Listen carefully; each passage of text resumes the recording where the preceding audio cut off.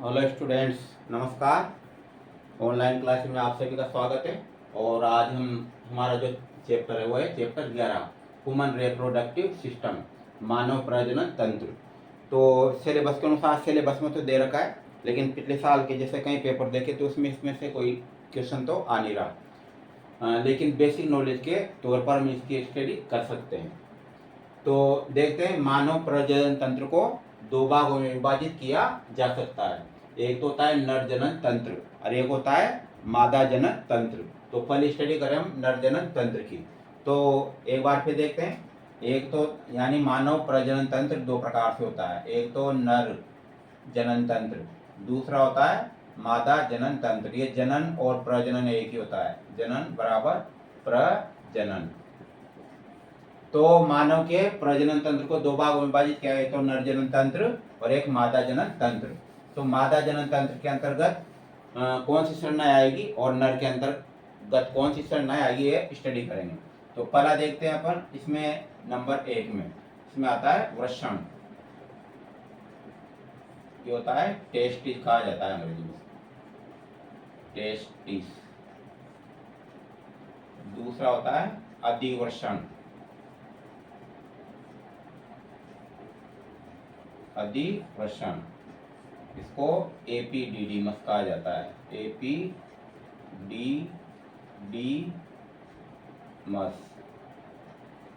तीसरा जो होता है, इसी का जो भाग होता है तीसरा, ये होती है शुक्रवाहिनियां, शुक्रवाहिनियां।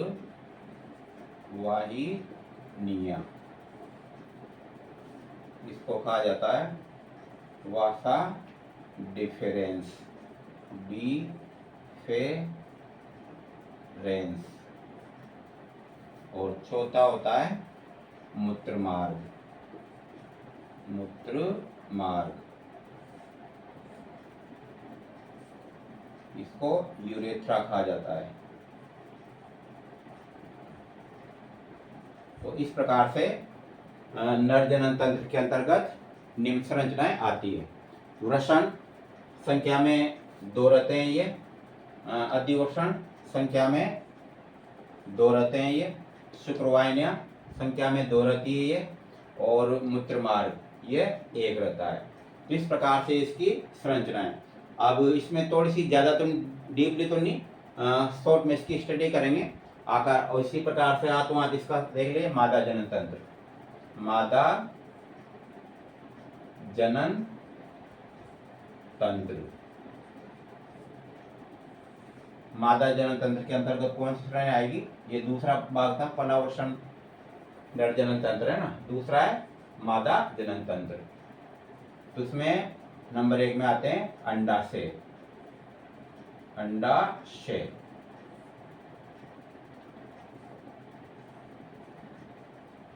ओवेरी कहा जाता है इनको।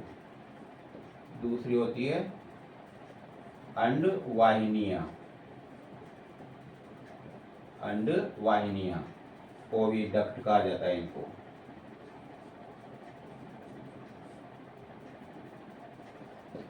और जो तीसरा जो होता है, इसका जो भाग होता है, वो होती है गर्भाशय, तीसरा।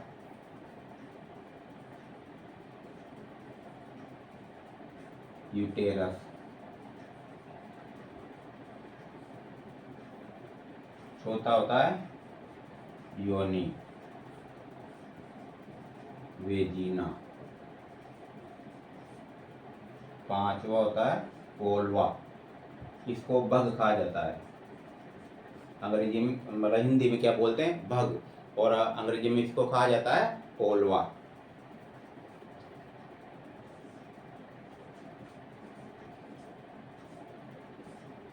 तो इस प्रकार से इसके भाग है मुख्यतः। जो भी इसके जो इसमें आते हैं वह ये संरचना है 5। और इसमें एक और संरचना जिसका नाम है सहायक जनन ग्रंथियां, सहायक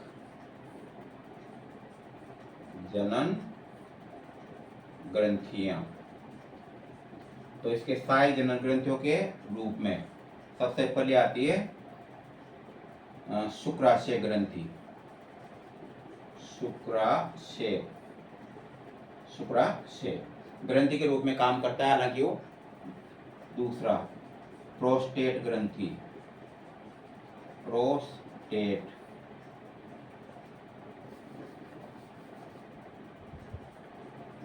प्रोस्टेट ग्रंथि, और तीसरी होती है, इसको इसके दो नाम है, इसको काउपर ग्रंथि भी कहा जाता है, काउपर ग्रंथि या बल्बो यूरिथ्रल ग्रंथि, काउपर ग्रंथि या फिर बल्बो यूरिथ्रल ग्रंथि।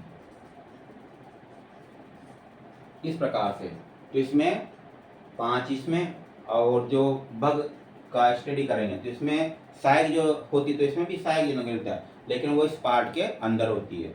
तो इस प्रकार से तो नर जनन तंत्र है, मादा जनन तंत्र है। तो नर जनन तंत्र में वृषण, अधिवृषण, शुक्रवाहिनियां, मूत्रमार्ग और सहायक जनन ग्रंथियां आती है। उसी प्रकार मादा प्रजनन तंत्र में अंडा से वही संख्या में 2 रहते हैं, अंडवाहिनियां भी संख्या में 2 रहती है, गर्भाशय 1 रहता है, वेजिना 1 रहती है, बग 1 रहती है। इस प्रकार से ये जनन। अब थोड़ा सा आगे इसकी स्टडी करते हैं नर जनन तंत्र की।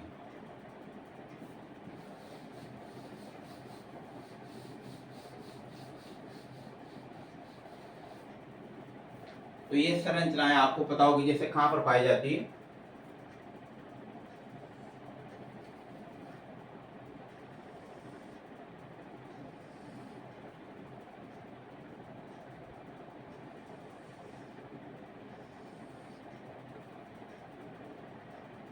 ये दोनों पैर वाले से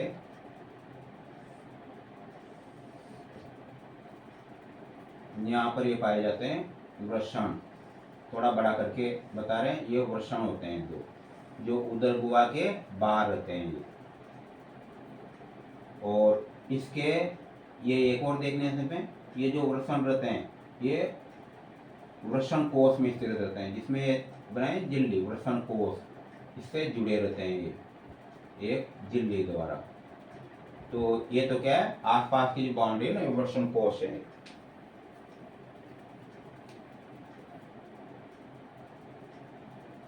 ये वृषण कोष, ये, और बीच में जो जिसमें मूत्र मार्ग खुलता है, मूत्र मार्ग की लंबाई मानव में थोड़ी ज्यादा रहती है, बाहर आने के बाद मूत्र मार्ग की चौड़ाई बढ़ जाती है, मोटाई और चौड़ाई बढ़ जाती है। तो ये कहलाता है शीशन। और आगे का इसमें देखना, ये नामांकित करें तो ये वृषण कोष, वृषण कोष नीचे लिखते हैं इसको नामांकित,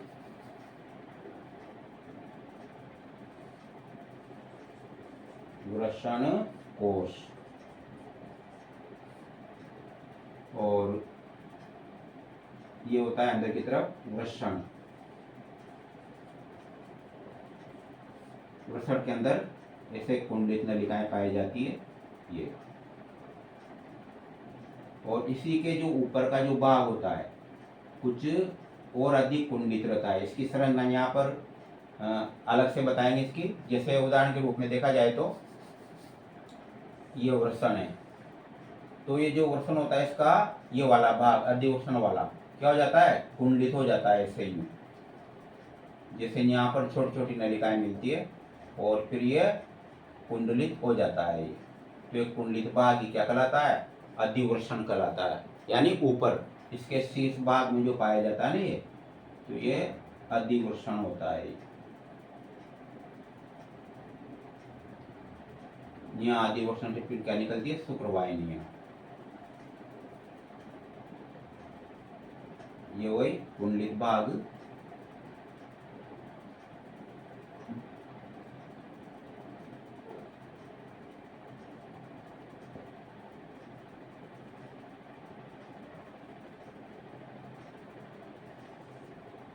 ये दोनों शुक्रवाहिनी निकलती है फिर।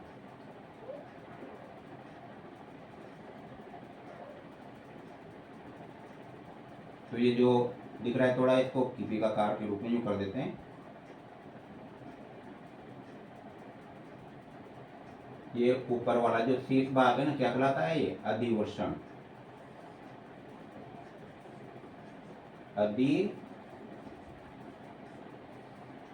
अधिवृषण।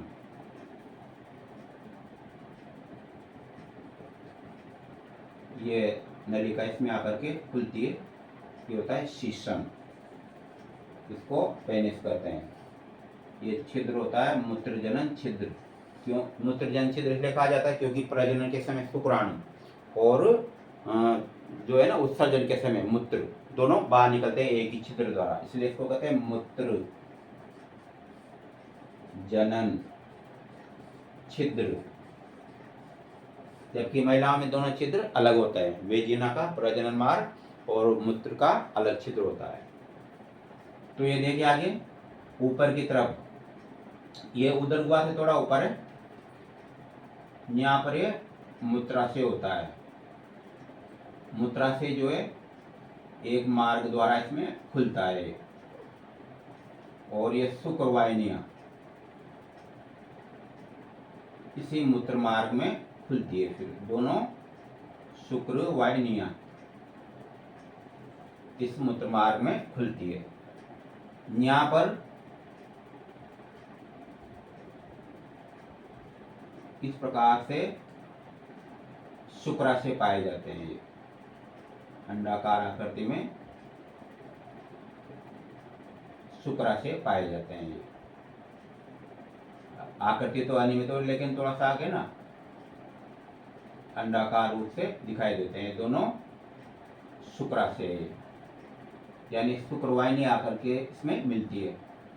और इसके बाद इसमें जो ग्रंथि थी ऊपर शुक्राशय, फिर रहती है प्रोस्टेट ग्रंथि। तो यहाँ पर रहती है प्रोस्टेट ग्रंथि।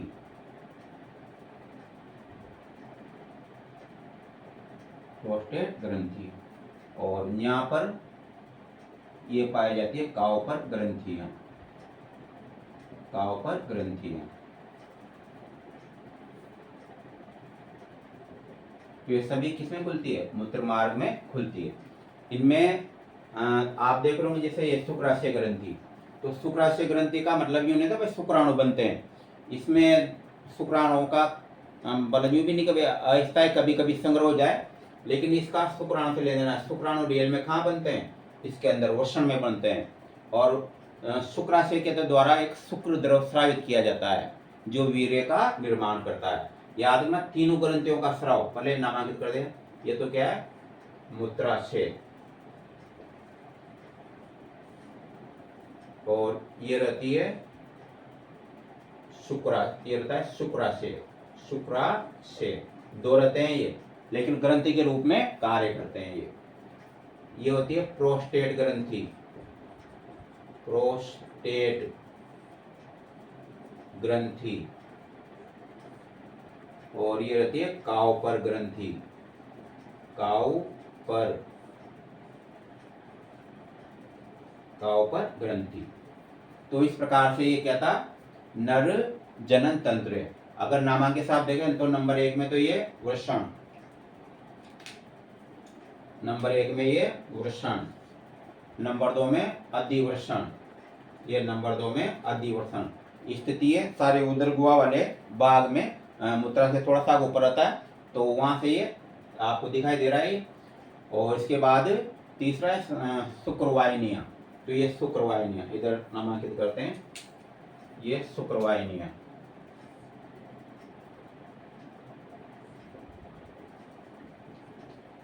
शुक्रवाहिनियां।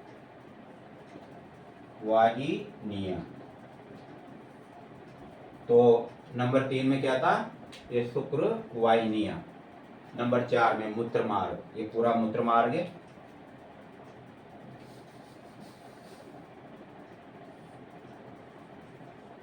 मूत्र मार्ग ये सबसे लंबा होता है, मूत्र मार्ग। कल फिर इसको समझाने का काम रहेगा, नोट कराने का। आज बीच में सुनो कौन सी संरचना कहाँ पर पाई जाती है में। तो मूत्र मार्ग नंबर 4 हो गया है। इसके बाद में सहायक जनन ग्रंथियां। तो सहायक जनन ग्रंथियां 3 प्रकार से बताया मैंने। शुक्राशय नंबर 1 में ये शुक्राशय। दूसरी प्रोस्टेट ग्रंथि, ये प्रोस्टेट ग्रंथि नंबर 2। और तीसरी काउपर ग्रंथि, काउपर ग्रंथि है तीसरी है। तो इस प्रकार से 3 सहायक जनन ग्रंथियां हैं। क्योंकि इसमें वीर्य का निर्माण होता है ना, इसलिए अतिरिक्त 3 सहायक जनन ग्रंथियां पाई जाती है। ये देखिए इसमें शुक्राणु जो होते हैं ना, वीर्य का निर्माण होता है। प्रोस्टेट ग्रंथि भी वीर्य के निर्माण भाग लेती है। अच्छा एक और इनसे सबसे क्षारीय द्रव स्रावित होता है। क्या होता है? क्षारीय द्रव। इसमें से ये जो प्रोस्टेट ग्रंथि है, ये मुख्यतः इसके कुछ एग्जाम में से क्वेश्चन आ जाते हैं। तो प्रोस्टेट जो ग्रंथि है, उम्र बढ़ने के साथ साथ इसके आकार में बढ़ोतरी होती है। उम्र बढ़ने के साथ साथ ये जो ग्रंथि है ना, इसका आकार देखिए, ये अभी तो ये आकार है। जब ये ग्रंथि बड़ी होएगी, फूलेगी, बड़ी हो जाती है, उम्र बढ़ने के साथ साथ प्रोस्टेट ग्रंथि बड़ी हो जाती है। तो इसका दबाव किस पे लगता है? इस पे मूत्र जो नलिका है ना, मूत्र मार्ग, उस पर दबाव लगेगा इसका। इसलिए मूत्र मार्ग क्या हो जाता है? छोटा हो जाता है। और फिर मूत्र उत्सर्जन में क्या आती है? दिक्कत आती है। तो आपने देखा होगा जो जिनकी भी वो एज 60 से ऊपर हो जाती है, वैसे तो 50 से प्रभावित होने लगता है। तो जिनकी भी एज 55, आजकल जैसे अगर एक्सरसाइज करते हैं, व्यायाम करते हैं, तो 50 वर्ष तक तो कोई प्रभाव नहीं पड़ेगा। लेकिन 50 वर्ष के बाद फिर इसमें थोड़ी बढ़ोतरी होती है। तो ये इसका दबाव किस पे लगता है? मूत्र मार्ग पर। इसलिए मूत्र मार्ग छोटा हो जाता है। तो फिर उत्सर्जन में आपने देखा होगा, अपने घर में कोई वृद्ध व्यक्ति 60 वर्ष के, तो कई बार मतलब टॉयलेट करने जाते हैं, पेशाब करने जाते हैं। क्यों? क्योंकि एक बार खुल करके टॉयलेट नहीं आ सकता, इसका दबाव पड़ने के कारण पूरी तरह से, इसलिए बार बार वो टॉयलेट जाते हैं। ये क्रिया सब में होगी, आप में भी होगी, 55 के बाद में मेरे में होगी, जितने भी चाहे डॉक्टर इलाज करता है उसके भी होगी। मतलब ये तो ये सब में बदलाव आएगा प्रोस्टेट ग्रंथि का। उम्र बढ़ने के साथ साथ बढ़ेगी और उत्सर्जन क्रिया में प्रॉब्लम आएगी। और इसका कोई उपाय भी नहीं, कुछ भी नहीं कर सकते हैं, ये प्रॉब्लम आती है। ये तो प्रोस्टेट ग्रंथि होती है। बहुत समय प्रोस्टेट कैंसर हो जाता है, तो ऑपरेशन करके इसको बाहर निकालना पड़ता है। तो इस प्रकार से संरचना आती है। आप चलते हैं तो सारी संरचनाएं होगी इसमें। अब इसमें से कौन कौन से टॉपिक में कहाँ से क्वेश्चन बन सकते हैं वो देखते हैं। तो वृषण जो रहता है, वृषण संख्या में कितने रहते हैं? 2 रहते हैं। ये 4 सेमी मोटा रहता है और 2.5 सेमी क्या रहता है? लंबा। तो याद रखिए कितना? 4 सेमी मोटा, 4 सेमी मोटा और 2.5 सेमी, इसको मान सकते हैं अपन जैसे मोटा या व्यास के रूप में मान सकते हैं, या इसको कह सकते हैं अपन जैसे लंबा होता है, मान लो। और इसका जो वजन रहता है वो होता है 10 से 15 ग्राम।